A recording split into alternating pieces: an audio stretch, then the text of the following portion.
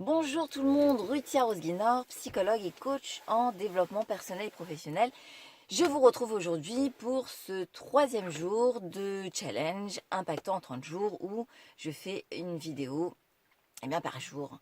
Alors là, il est relativement tard, c'est vrai, mais en même temps, je me suis dit que mieux vaut tard que pas du tout. Et comme c'est le week-end et que, comme beaucoup, je consacre mon temps avec ma famille et mes amis et que j'ai vraiment pas eu un moment à moi pour m'extraire de ces moments privilégiés, et ben voilà, je la fais maintenant. Et dans ma voiture. Donc voilà. Euh, L'idée de ce challenge, c'était aussi et surtout pour moi l'opportunité, l'occasion euh, de m'autoriser à vous partager la version la plus spontanée, naturelle et authentique de ce que je peux être au quotidien. Parce que, bah, comme beaucoup d'acteurs du développement personnel et professionnel, moi je m'entends souvent dire ça doit être tellement évident pour vous de gérer les aléas de la vie, de gérer les conflits, non, pas du tout. C'est comme pour tout le monde. On a une multitude de boutons à nos dispositions et pour autant, on ne les active pas nécessairement. Je dis souvent que savoir et ne pas faire, c'est ne pas savoir. Et donc, justement, des petites révisions parfois s'imposent et c'est clairement le cas aujourd'hui. Donc, je me suis dit autant partager un, un événement qui m'est arrivé aujourd'hui et qui a impacté la gestion de mes émotions. Et vous savez, ces sensations qui sont, je pense, les plus puissantes quand on arrive à sortir de nos gonds, quand clairement la Santa Maria, c'est un terme que j'aime bien employer, elle s'élève à son plus haut niveau, c'est le sentiment d'injustice. Quand on est confronté à une personne, que ce soit sur le plan personnel ou professionnel, euh, qui, qui vous remet en question, ou en tout cas qui vous amène à vous remettre en question, parce que eh ben, vous avez le sentiment que ce qu'elle attend de vous est clairement en décalage par rapport à l'attitude qu'elle peut avoir. C'est-à-dire qu'il y a vraiment un décalage entre l'exigence de la personne et ce qu'elle exige d'elle-même. Ou alors d'avoir la sensation que la personne va se comporter complètement différemment avec d'autres personnes qu'avec vous. Et à ce moment-là, c'est clair que on se remet en question en se disant mais qu'est-ce qui fait que je provoque ça, hein? C'est bien de se réapproprier la responsabilité. Et donc, voilà, c'est sur ces thèmes-là que j'avais envie de vous partager cette vidéo. Voilà, ce matin, je m'apprêtais vraiment à passer une belle matinée, une belle journée. Et puis, voilà, il y a cet événement qui a fait que j'ai perdu le contrôle de mes émotions, que je me suis mis vraiment bien, bien en colère. Et ça m'a vraiment dérangée parce que déjà, quand on se met en colère, il faut savoir que celui qui trinque le plus, c'est nous, hein, déjà pour commencer. Parce que le fait, 5 minutes de colère, de stress, provoque la diffusion dans tout notre corps de cortisol. Et il faut 5 heures pour que le corps l'évacue. Donc, c'est-à-dire que le système immunitaire va se mettre en branle-bas combat pour vraiment évacuer le cortisol, ce qui nous affaiblit, ce qui nous fatigue. Enfin bon, je reviendrai certainement sur ce sujet lors d'une prochaine vidéo et surtout des outils que vous pouvez utiliser pour gérer voilà, ces émotions et retrouver retrouver le calme plus rapidement. Donc voilà, clairement, je me suis retrouvée dans une situation où la colère, elle était telle que j'avais du mal à la canaliser. Et puis je me suis rendu compte de 2 aspects particuliers. C'est que des fois la colère, on n'a pas envie de s'en détacher. Et on la laisse se diffuser un petit peu partout.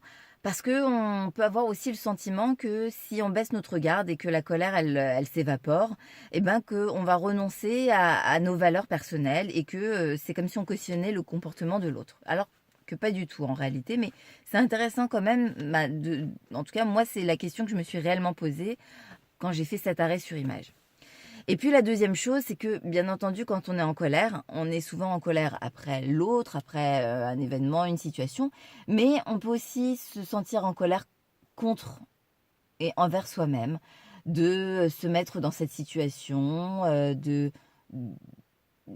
pas sentir les choses, ou en tout cas de se dire bon ben voilà, clairement, eh ben, à un moment donné, il faut prendre une décision parce il y a des situations, des relations qui sont polluantes et qu'on le veuille ou non, qui sont toxiques. C'est-à-dire qu'on peut mettre en place des actions, une communication. Moi, je m'inspire beaucoup de la communication non violente de Marshall Rosenberg qui permet vraiment d'échanger avec l'autre tout en se rappropriant eh bien, nos émotions, en identifiant réellement clairement le besoin dont voilà, que l'on a besoin de satisfaire, et éviter que ben, l'autre se sente accusé ou jugé. Et, et du coup, ça désamorce pas mal le conflit. Là, pour le coup, je m'en suis clairement pas servi et j'avais pas vraiment envie de le faire. Et bon, ce qui m'a quand même un petit peu agacée dans cette situation, je dois l'avouer, c'est que ben, du coup, mes filles ont assisté à cette folie passagère. Et puis, bon, ben voilà, on a envie de montrer l'exemple à nos enfants et d'être parfait, alors qu'en réalité, ben, l'idéal, c'est quand même de s'autoriser à être parfaitement imparfait parce que ben, c'est aussi ça la vie, de se dire que on peut aussi avoir voilà, des moments d'égarement. Et au contraire, ben, c'est bon de s'en inspirer et d'expliquer un petit peu la situation. D'ailleurs, pour la petite anecdote, c'est mes filles qui ont réussi à canaliser cette énergie que j'arrivais pas à dompter. En me disant, mais maman, détends-toi, respire, maman, voilà. Parce que c'est clairement ce que je vais leur proposer quand je sens qu'elles aussi, elles sont dans un moment de profond sentiment d'injustice. Hein, et ça peut aller très vite. Hein, il suffit de donner un gobelet qui n'est pas de la couleur attendue. Et là, la Santa Maria aussi, elle peut monter. Et bon, alors après, ce que j'avais aussi envie de vous partager, c'est que du coup, comment réagir par rapport à des personnes ou des situations qui assistent à un peu impuissants à un moment de colère, par exemple. Et ben plutôt que de dire à son enfant ou même aux autres, non, non, tout va très bien, alors que c'est pas vraiment aligné, parce qu'on sent encore que voilà, c'est bien, bien costaud à l'intérieur.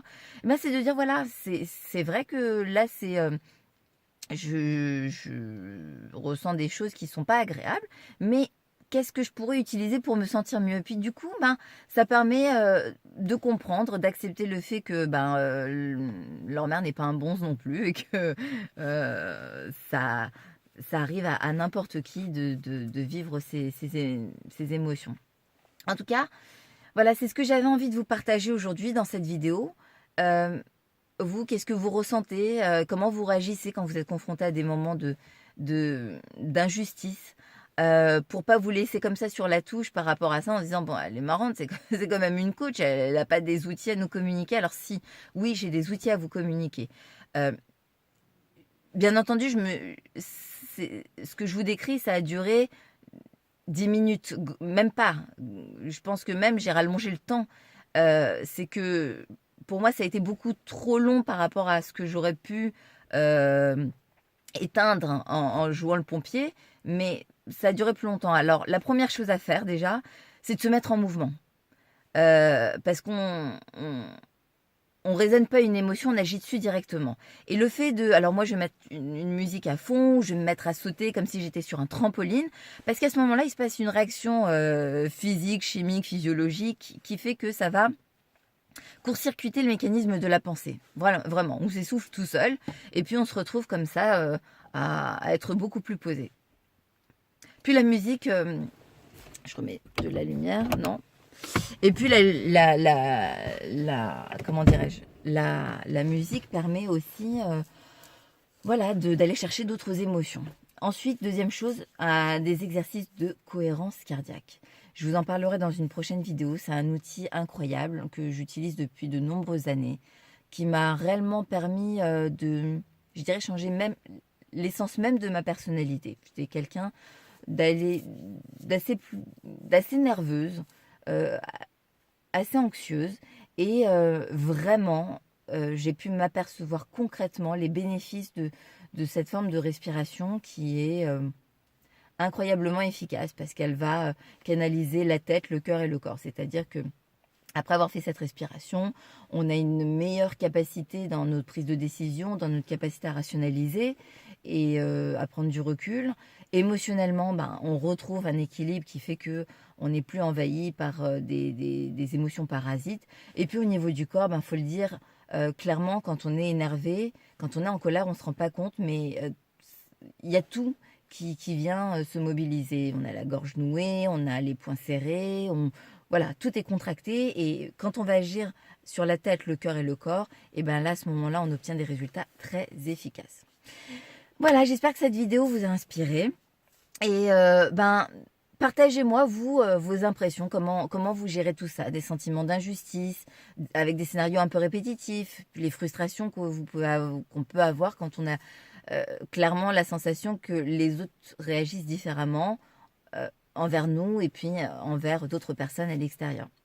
Je serais très contente d'avoir vos avis et puis ça permet d'élever un petit peu le débat. Je vous dis à demain pour mon 4e jour de défi impactant en 30 jours. Faites de beaux rêves. Bisous!